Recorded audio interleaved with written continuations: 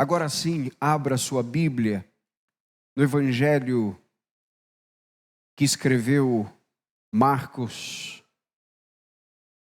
Evangelho de Jesus Cristo, segundo os registros de Marcos, no capítulo 1.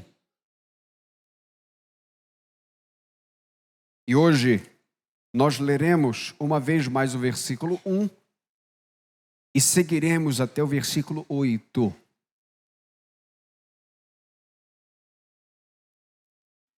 A proclamação do servo-rei. A proclamação do servo-rei, ou do rei-servo. Princípio do Evangelho de Jesus Cristo, Filho de Deus. Conforme está escrito no profeta Isaías: estou enviando à tua frente meu mensageiro que preparará teu caminho. Voz do que clama no deserto, preparai o caminho do Senhor, endireitai as suas veredas. Assim apareceu João Batista no deserto, pregando o batismo de arrependimento para perdão dos pecados. Todos os da terra da Judeia e todos os moradores de Jerusalém dirigiam-se a ele e eram batizados por ele no Rio Jordão, confessando seus pecados. João usava roupas de pelos de camelo e um cinto de couro, comia gafanhotos e mel silvestre. E pregava dizendo: depois de mim vem aquele que é mais poderoso do que eu, de quem não sou digno de, inclinando-me, desatar as correias das sandálias. Eu vos batizo com água, ele, porém, vos batizará com o Espírito Santo. Recorremos ao Senhor agora, ó Deus, pela assistência do teu Espírito Santo sobre nós. Que o Senhor seja glorificado, a tua igreja edificada. E pecadores, ó Deus, que não te conhecem, se arrependa dos seus pecados. Ó Deus, nos humilhamos diante do Senhor, entendendo que se não for o teu Espírito aqui agora entre nós, nós não teremos nada para levar, absolutamente nada. Portanto, ó Senhor, nós confessamos a nossa falência, a nossa incompetência, a nossa fraqueza, para que o poder de Cristo seja conhecido nessa noite. Em nome de Jesus. Amém, Senhor Deus. Amém. Se você quisesse fazer a propaganda de um produto novo, quem você escolheria para fazer essa propaganda?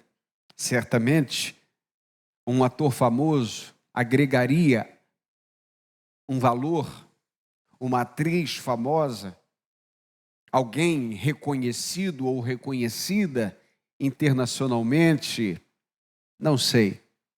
O fato é que dizem que a propaganda é a alma do negócio. E lá fora, a propaganda ela é bem feita e o produto é bem conhecido, principalmente se aquele que anuncia é interessante e é conhecido. Portanto, o que é conhecido torna aquilo que diz mais conhecido. Mas veja, Deus tem os seus caminhos surpreendentes. Na história, Deus faz silêncio por 400 anos. Na antiga aliança, Deus levanta profetas, um após o outro. Deus levanta reis, juízes, Deus levanta sacerdotes, Deus levanta levitas para o trabalho, mas Deus levanta profetas pontualmente para apontar para aquilo que viria. Mas há um momento em que Deus para, que Deus cessa, que Deus faz silêncio e ninguém mais ouve a voz de Deus. E então, Deus visita o ventre de uma mulher estéril. E o nome dessa mulher é Isabel. Isabel tem agora no seu ventre um profeta que vai romper um silêncio de 4 séculos. Que homem! Não à toa, este bebê que estava no ventre de Isabel foi apontado por Jesus como o maior homem da história. Não porque ele fosse maior do que todos, mas porque ele foi o único de todos os profetas que não somente profetizou, mas apontou para a própria profecia diante dos seus próprios olhos. Eis o Cordeiro de Deus que tira o pecado do mundo. Esta é a essência do ministério de João Batista. E João Batista, este homem estranho, este homem raro, de comportamento atípico, foi levantado por Deus para ser o arauto. E Deus não escolheu um arauto romano no lombo de um alazão, de um cavalo romano, de uma cavalaria militar, mas levantou João Batista. E nós vamos perceber o primeiro movimento desse texto, a primeira informação importante: quem é o arauto das boas notícias? O Evangelho, na palavra de Deus, é visto como boas novas. E para que você entenda, esse novas é notícias, tudo bem? Boas notícias, boas novas vos trago, são notícias. E aqui, queridos, começamos a perceber quem é o arauto. E o arauto se chama João Batista. E nós percebemos isto nos versos 2 e 3. Você pode ler comigo o versículo 2. Conforme está escrito no profeta Isaías. Quem é o arauto? É o arauto que foi anunciado pelos profetas que o antecederam. Até o último profeta foi anunciado pelos profetas anteriores. Conforme está escrito. João Batista não está falando de um rei improvisado na história. João Batista não é um remendo que Deus faz na história porque os profetas anteriores não deram certo. João Batista estava predito nas escrituras tal como ele era, e tal como ele foi, e tal como ele se comportava. Este é o plano eterno de Deus em curso. Nada de improviso, nada de remendo, nada que Deus tenha que inteirar porque alguma coisa em seu plano deu errado. Não. João Batista fora predito, está aqui.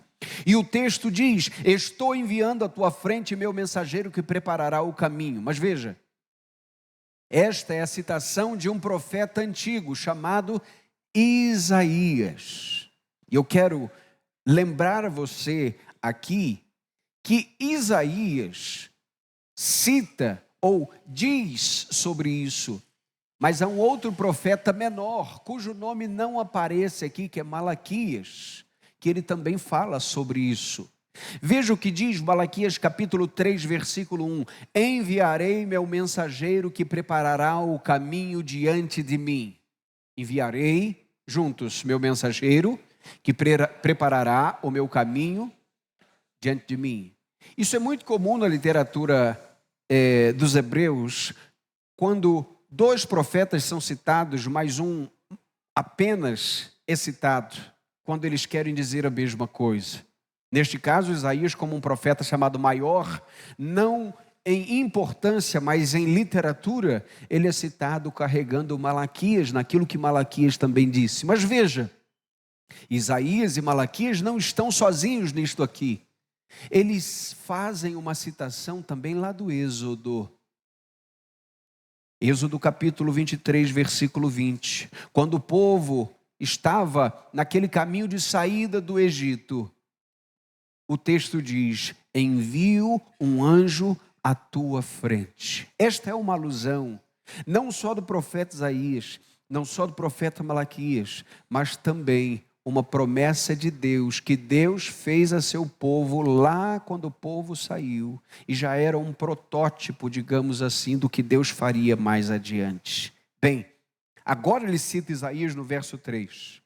O texto diz: vós do que clama no deserto, preparai o caminho do Senhor, endireitai as vossas veredas. Agora veja o que diz Isaías capítulo 40, verso 3.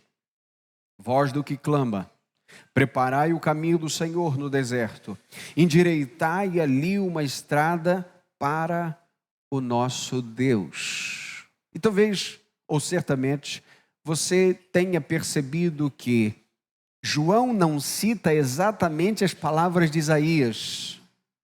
E os críticos da Bíblia vão dizer: está vendo? Ele não foi preciso na citação de Isaías. Então ele está errado. Então a Bíblia contém erros, muito pelo contrário. O mesmo Espírito que está sobre João Batista estava sobre Isaías, e agora João Batista, citando o texto antigo, dá ao texto antigo uma interpretação, e ele pode citá-lo de maneira interpretativa, porque ele tem agora não só a ordem de Deus de citar, mas de dizer o que significa aquilo que foi citado. Compreendeu? Ou não? Ao contrário disso ser um erro, aqui não está como aqui. João Batista não está dizendo exatamente as palavras de Isaías. Isto é uma legitimidade que Deus mostra, que este profeta agora está dizendo em outras palavras aquilo que este quis dizer. Portanto, isto mostra que João Batista tem autoridade bíblica, ou tem a inspiração do Espírito Santo. Portanto, este homem é predito pelas Escrituras, pelas profecias. Em segundo lugar, ele não só é anunciado pelos profetas, mas ele também carrega uma mensagem de profeta. Acompanhe comigo versos 4 e 5. Assim apareceu João Batista no deserto, pregando o batismo de arrependimento para perdão dos pecados. Todos os da terra da Judeia e todos os moradores de Jerusalém dirigiam-se a ele e eram batizados por ele no rio Jordão, confessando os seus pecados. O que fazia um arauto antigamente? O que é essa palavra arauto? O arauto, gente, ele tinha uma missão, ouça isso. Ele ia à frente do rei, tempo suficiente para que ele pudesse abrir estradas, tapar buracos, consertar pontes, e se não tivesse pontes, construí-las, para que o rei pudesse passar de maneira plana. Compreendeu? Entende por que Deus está dizendo que ele endireitaria as veredas? Isto aqui é uma alusão espiritual para o ofício profético de João Batista. E ele tem agora uma ordem: pregue o arrependimento. Está aqui o protótipo de todo pregador do Evangelho. A sua mensagem não é outra, senão arrependei-vos. Perceba aqui que isso nos lembra a história de um evangelista famoso da década de 50, o evangelista anglicano Sangster. E ele era muito conhecido na sua época, mas descobriu que tinha uma doença incurável e degenerativa, e muito perto da morte. No seu último domingo, foi um domingo de Páscoa, ele se dirige então ao povo pela última vez e diz o seguinte, já praticamente sem voz: é terrível acordar no domingo de Páscoa sem voz para proclamar: ele ressuscitou. Porém, mais terrível ainda seria ter uma voz e não ter nada para proclamar. O seu último sermão e não pode pregar mais. Assim como Sangster, João Batista sabia o que deveria pregar. Ele não tinha uma mensagem adocicada, ele não tinha uma mensagem de autoajuda, ele não tinha outra coisa a dizer e a fazer senão aplanar os caminhos para que Cristo chegasse entre os homens. E veja, ele prega no deserto. Isso aqui é importante. A sua mensagem profética é a partir do deserto. E agora aquele povo que saiu do deserto por providência de Deus, volta ao deserto para se arrepender dos seus pecados. Aquele povo que viu a água jorrar no deserto, agora volta às águas desérticas, para que pudesse ali receber o batismo do arrependimento. E só para que você entenda, o Rio Jordão separa exatamente uma parte de deserto e uma parte mais florida ou mais frutífera, mais fértil, podemos dizer assim. Você percebe isso quando Josué, por exemplo, chega depois do Jordão e já podem começar a plantar ali e colher, e o maná cessa. O batismo de João, portanto, mostra um ambiente de fronteira entre uma velha vida e agora a nova vida em Jesus.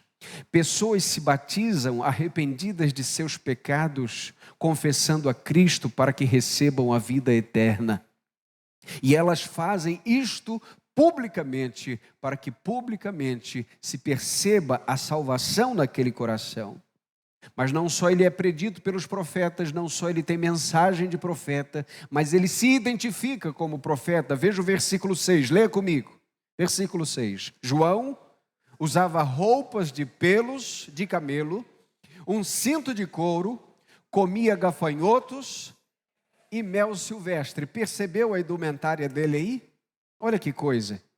Bem interessante. Quem sabe não lançaríamos uma moda profética dessa aí? Quem vai aderir? Tem umas coisas estranhas por aí, sei que você me entende, se você dá uma olhada aí no que tem acontecido na mídia. Mas isso aqui, veja, essa identificação, essa apresentação de João Batista é intencional. Ele quer se identificar de fato com a mensagem profética de seu tempo.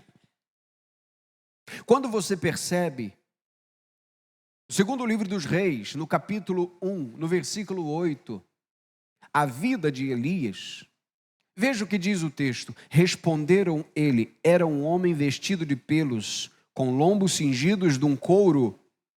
Então ele disse, é quem, gente? É Elias. Profeta Elias que se veste assim. Então veja, profeta Elias lançou o padrão, a moda profética, digamos assim. O estilo profético.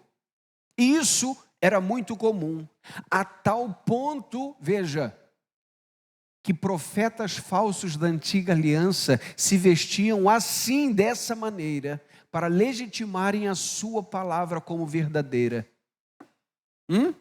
Como é que a gente sabe disso?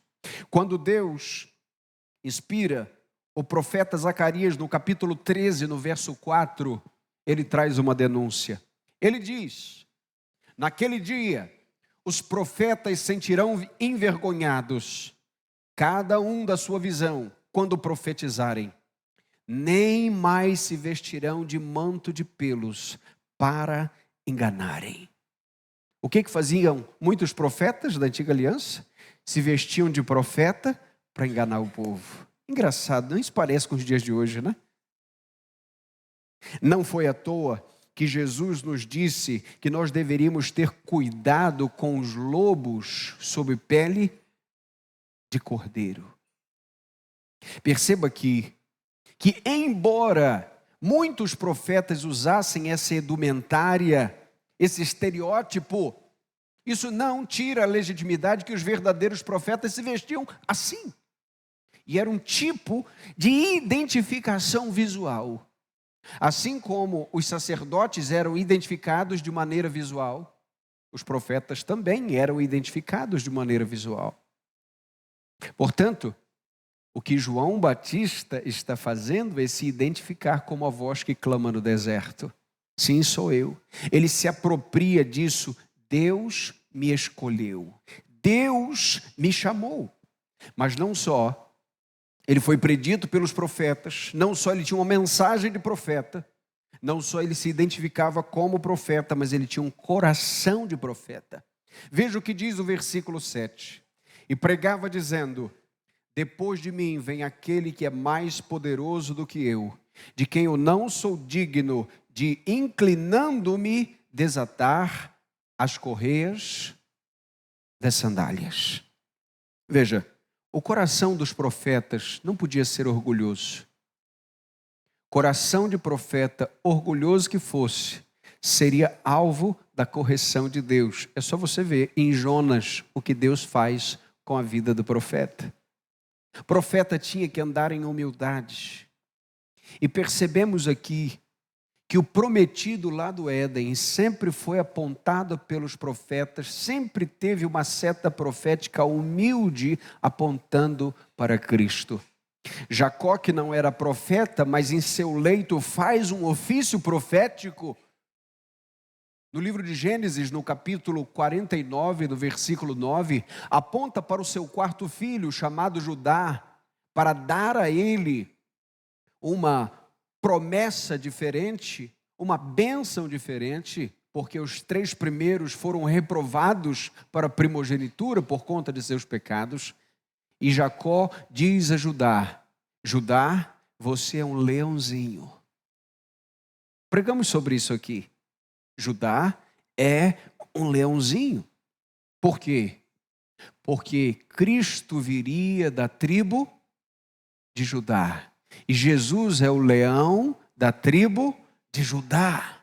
Diante daquele que viria, todos são vistos de formas diminutas, pequenas, como sombras e não objeto, como aqueles que anunciam a glória, mas não gloriosos.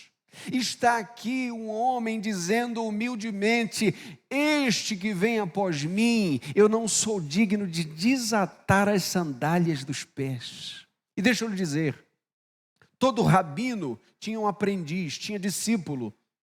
E o discípulo tinha uma obrigação: desatar as sandálias de seu mestre.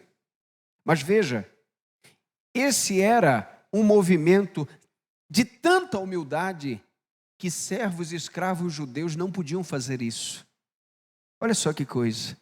Mas aqueles que eram aprendizes dos rabinos, a estes era dado a estes o ofício de desatar as sandálias. Agora veja, tem o mestre, tem os servos, tem os aprendizes dos rabinos, mas João diz: eu não sou o mestre, eu não sou um servo, eu não sou como um aprendiz, porque o aprendiz pode desatar as sandálias do seu rabino, do seu mestre. Eu não sou digno de fazer isso, eu estou abaixo disso. Compreende que o evangelista Marcos é visto lá em Colossenses como aquele servo que rema lá no porão do navio de costas para o destino? Lembra disso no sermão passado? Agora, João Batista é visto como um servo que sequer se vê em condições de desamarrar as sandálias do seu Senhor.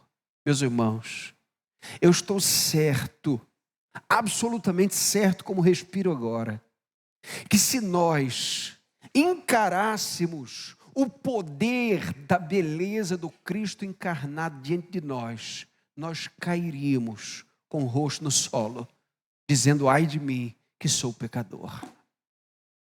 Percebemos aqui um senso de humildade, portanto, ele tem um coração de profeta. Mas veja, este é o primeiro movimento do texto. Quem é o arauto? Vamos ver se você lembra. Primeiro, ele foi anunciado pelos... Meu Deus, deixa eu beber uma água. Ok. Vai dar certo.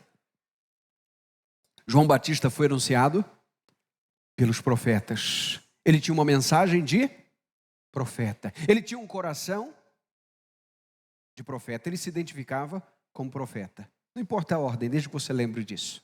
O que eu quero dizer é que João Batista, o arauto, não foi o improviso de Deus, conforme está escrito. Compreendeu isso? Tudo que Deus manda tem o seu tempo e a sua hora. Tudo que Deus manda não foge 1 centímetro do seu propósito e não atrasa 1 segundo do seu querer. Estava ali no ventre de Isabel, 6 meses antes do Messias, aquele que viria como arauto para o seu Senhor. De maneira sanguínea, João Batista era primo de Jesus, mas no plano cósmico estava ali um servo diante de seu Senhor. E é nesse momento que nós identificamos quem é o rei de quem falam essas boas notícias.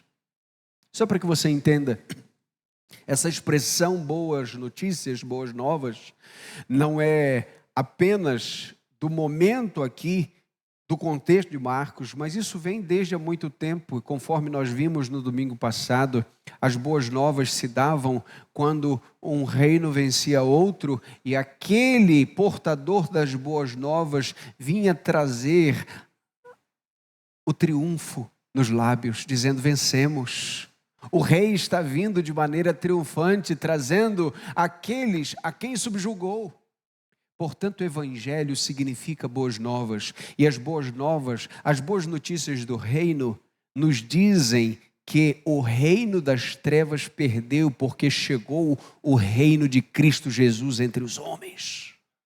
Agora, o texto mostra quem é este rei. Em primeiro lugar, logo no verso 1 que lemos, ele é o Filho de Deus. Vamos repetir juntos? Ele é o Filho de Deus. Leia comigo. Princípio do Evangelho de Jesus Cristo, o Filho de Deus. Você lembra que a palavra Evangelho para Marcos, escrevendo aqui esse Evangelho para os romanos, você lembra que os romanos usavam essa expressão Evangelho para falar das boas notícias do nascimento de um imperador? Lembra disso? Agora Marcos está escrevendo para os romanos dizendo: não é imperador de vocês que traz as boas novas, é Jesus Cristo, Filho de Deus. Perceba que tanto judeus como pagãos entendiam a palavra evangelho aqui como a chegada de um monarca. E agora um servo humilde está dizendo: o meu rei está vindo aí. Ele está chegando, por isso é bom que vocês se arrependam. Ele é o Filho de Deus. E a palavra Filho de Deus aqui, gente, tem uma relação direta com a divindade de Jesus. Compreenda isso. Ele está trazendo aqui, não o homem Cristo apenas, mas aquele que veio entre os homens como sendo Deus entre os homens. Isso aqui significava muito para aqueles que estavam ouvindo sobre Jesus.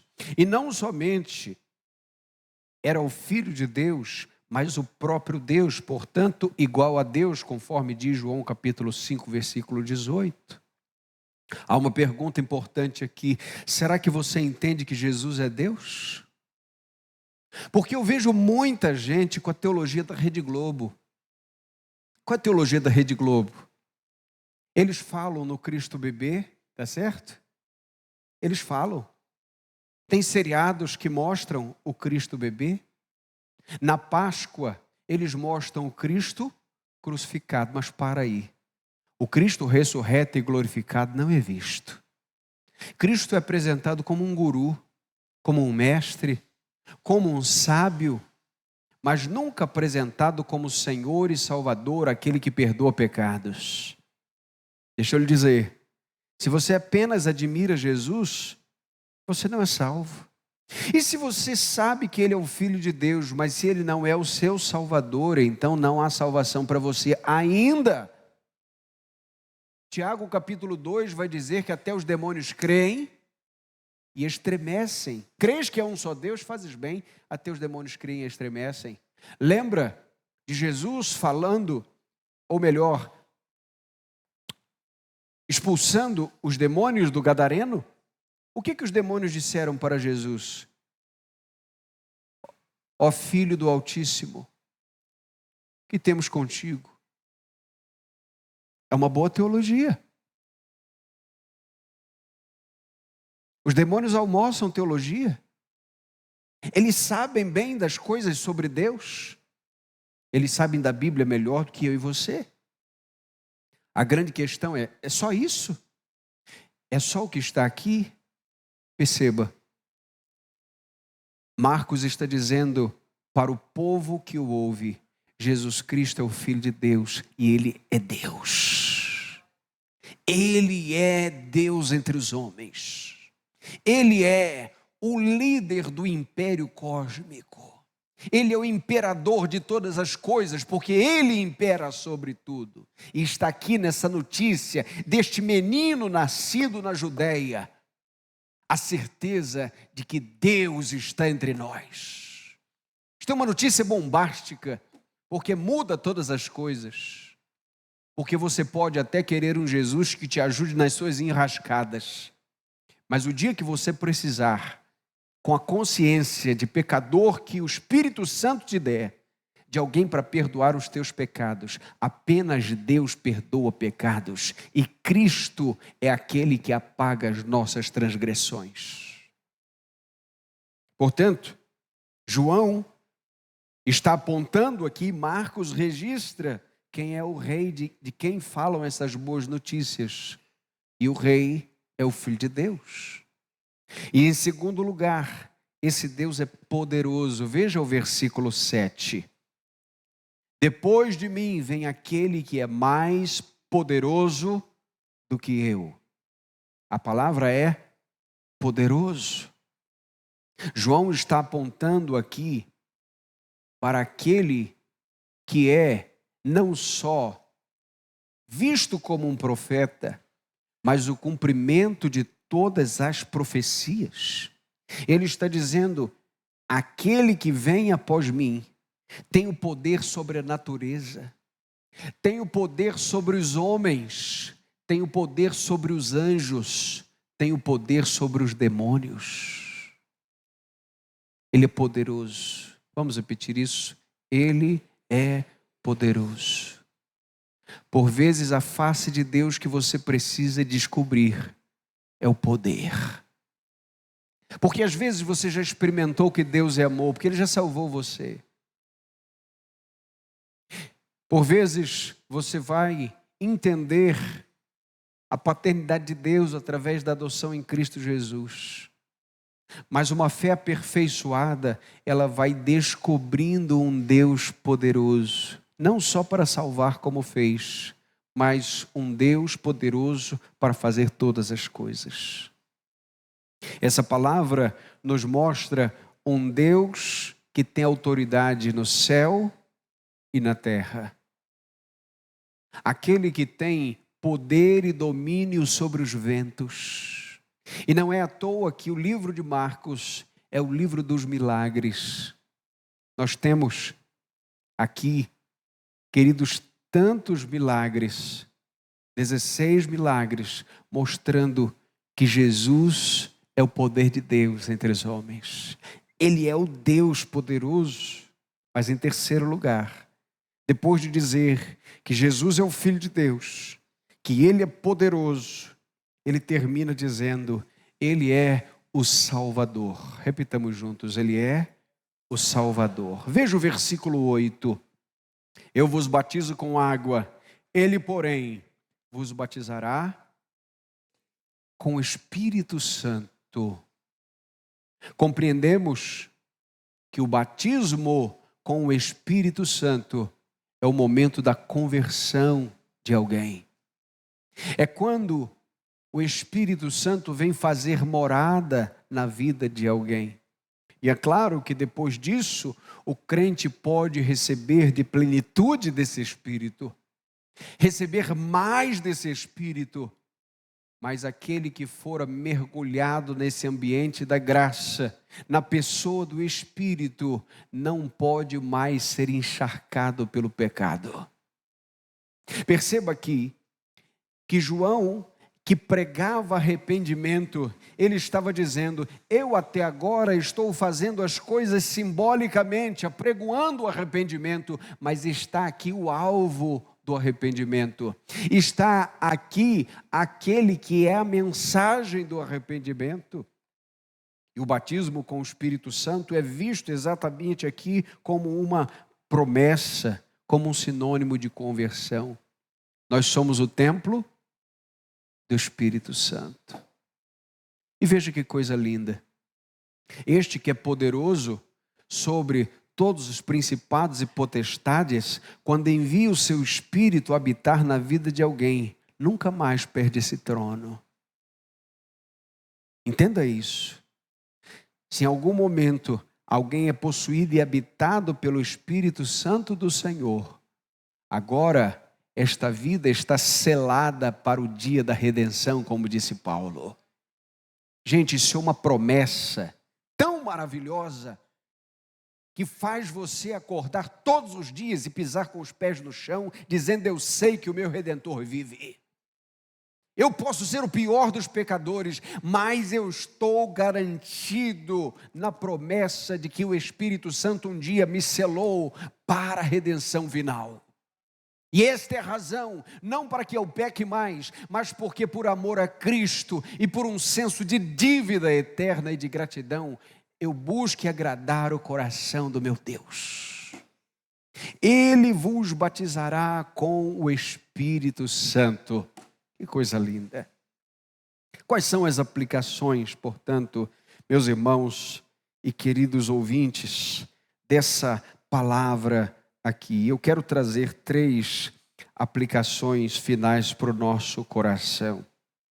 A primeira, nós devemos ser arautos fiéis à mensagem que nos foi confiada. Vamos repetir juntos: arautos fiéis. O que é um arauto, gente? É aquele que vai adiante, preparando o solo, preparando o terreno. Ei, quem batiza é o Espírito Santo, mas quem apregoa é você. A igreja é a voz profética de Deus nesse tempo. Está atrás de poder, meu irmão? Prega o Evangelho. Não há nada mais poderoso da parte de Deus do que a mensagem que resgata pecadores do monturo das trevas. Deseja poder de Deus? Pregue o Evangelho e você vai ver pessoas se tornando eis isto, eis aquilo outro, porque Deus transforma a vida de pecadores perdidos em filhos da graça.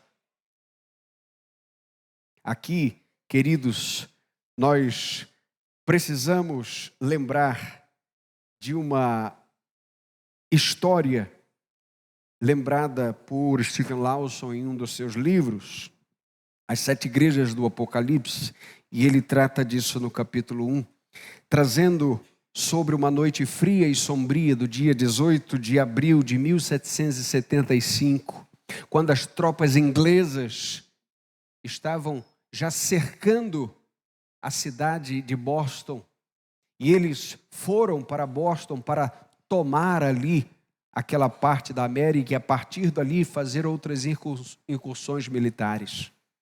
E Boston era uma cidade, naquela noite fria, silente, calma, desavisada. E agora, o que fazer? Como fazer? Mas tinha um homem acordado, e o nome desse homem é Paul Revere.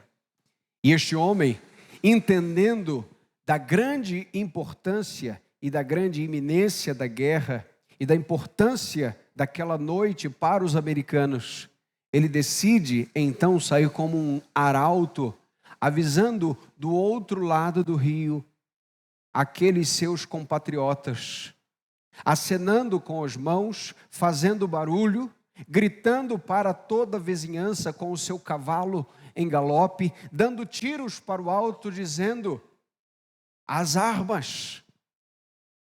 Os americanos então são acordados e John Revere vai saindo como um arauto, mostrando aos seus compatriotas que eles não deveriam naquela noite dormir, mas irem à guerra. E é nesse momento, querido, querida, que as tropas se levantam, que os homens comuns se levantam, cada um pega as suas armas naquilo que poderia fazer.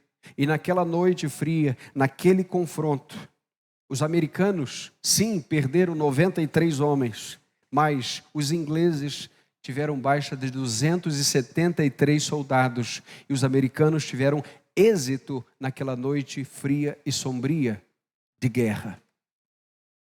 Por quê? Me diga. Porque tinha um homem acordado. Porque alguém estava acordado dizendo: os inimigos estão chegando. Vocês estão compreendendo isso? A pergunta dessa noite é: tem alguém acordado aqui? Estamos dormindo? As pessoas estão morrendo aos ataques do inimigo? Temos sido agentes, arautos, fiéis à mensagem? Ou estamos dormindo como o restante do mundo?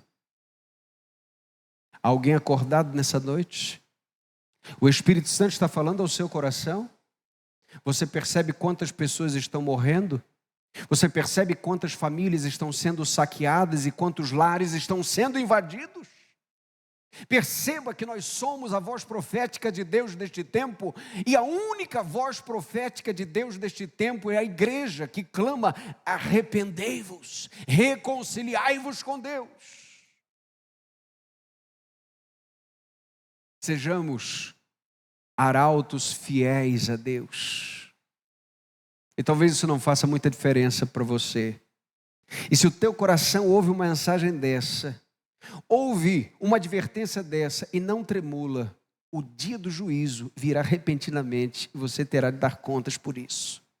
Portanto, compreenda, nesta noite, a partir da figura de João Batista, Deus deseja glorificar o seu nome através de pessoas anônimas, simples, estranhas, mas fiéis à palavra.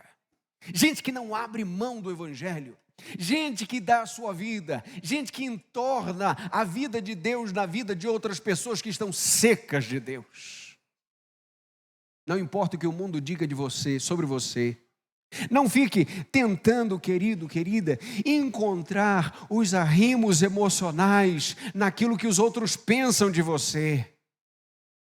Jogue fora as bengalas da autoestima e escore-se na rocha que é Cristo.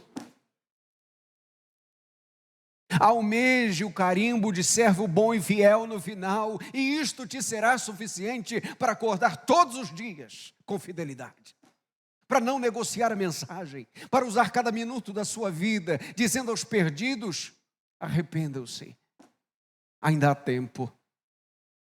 As tropas do mal estão chegando, meus irmãos. Há alguém acordado nessa noite? Há alguém clamando no deserto deste tempo: arrependei-vos. Precisamos disso de maneira tão urgente e tão poderosa. Sejamos agentes, sejamos arautos fiéis à mensagem que nos foi confiada. Segunda aplicação, sejamos arautos humildes na entrega da mensagem. E deixa-me pegar mais uma vez a figura de João Batista, mas não só a figura de João Batista, mas a figura de sua mãe Isabel.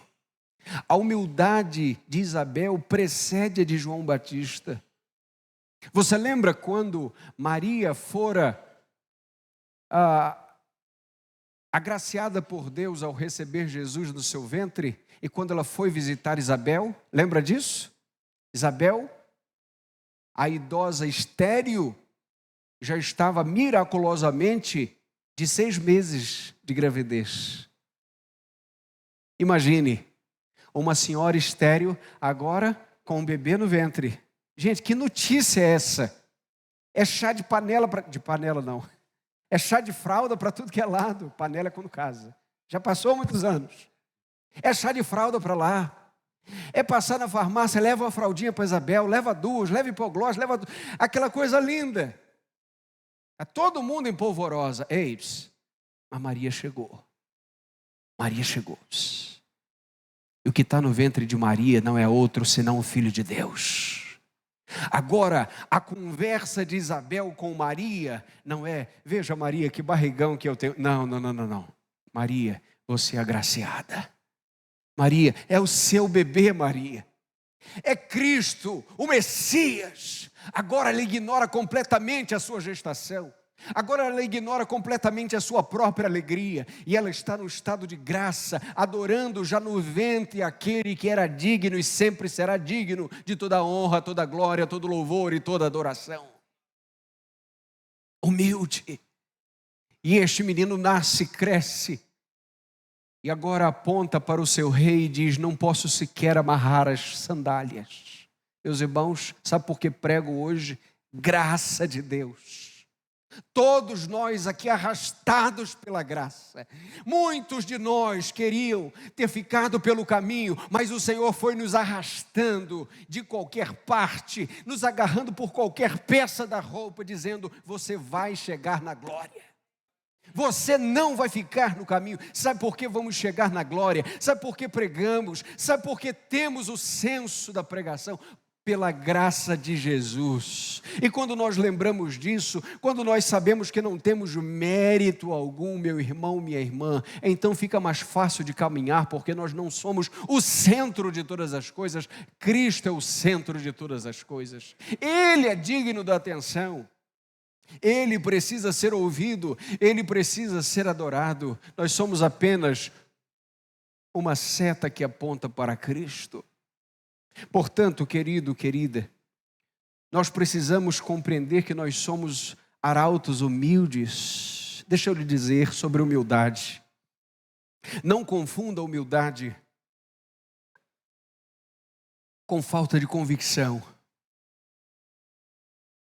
Como alguém que fala de uma mensagem insossa, sem gosto, sem sabor, sem convicção alguma. Alguém que abre a sua boca de maneira tímida para o evangelho do rei, não poderia abrir a boca para coisa alguma. Nós precisamos da intrepidez do Espírito, da convicção do Espírito Santo em nós. Isso nada tem a ver com humildade, ou a falta disso nada tem a ver com humildade. Você pode ser humilde e ser convicto. Agora, veja, você pode ser arrogante e não ter convicção alguma. Você pode falar muito bem, você pode falar mansamente, ou você pode esbravejar falando. Não importa a maneira que você diga, que você pregue. É importante que a mensagem incomode os corações pela convicção de quem prega.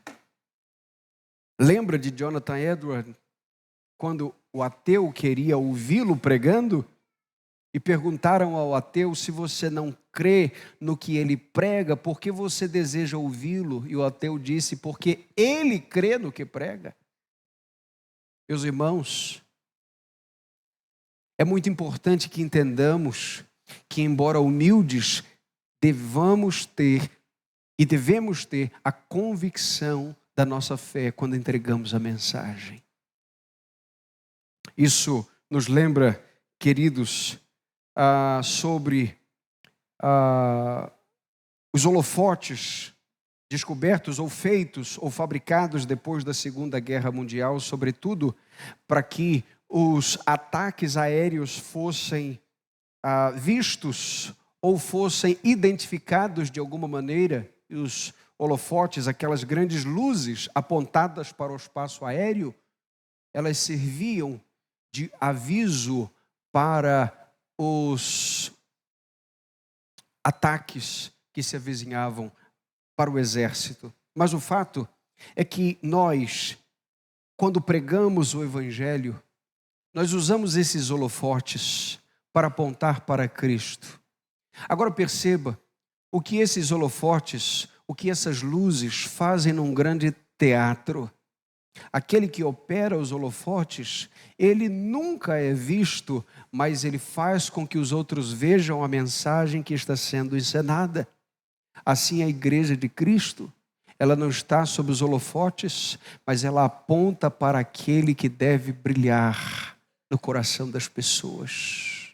Quando Jesus disse que nós somos a luz do mundo, é porque aquilo que está em Cristo ilumina a nossa vida de tal maneira que aí sim aqueles que estão em trevas percebem a luz de Cristo.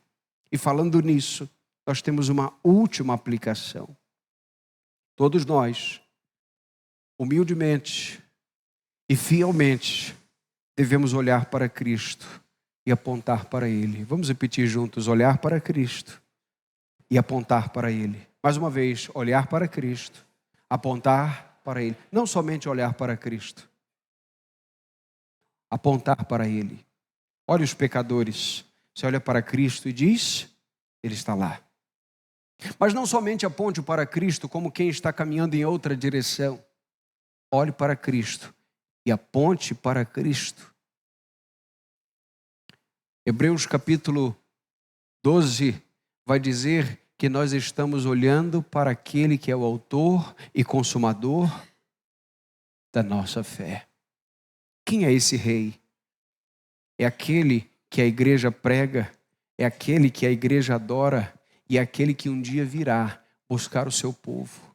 É aquele que um dia, entre nós, uma vez mais, destruirá toda a maldade. E nós estamos neste tempo aplanando as estradas para o rei. Ele voltará. Ele voltará.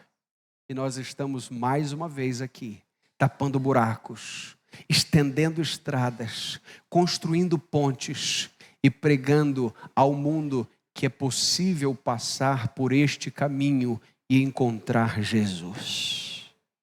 Que nessa noite seja uma noite de arrependimento. Você entrou aqui na sua vida de pecado, abandone isto rapidamente e corra para Cristo, porque há perdão para você. A graça de Jesus para a sua vida. Corra para Cristo enquanto há tempo. Arrependa-se enquanto há tempo. Igreja de Jesus, olhemos para o nosso Cristo e apontemos para Ele. Ele já está chegando. Ele já está voltando. Que o Senhor nos abençoe. Amém.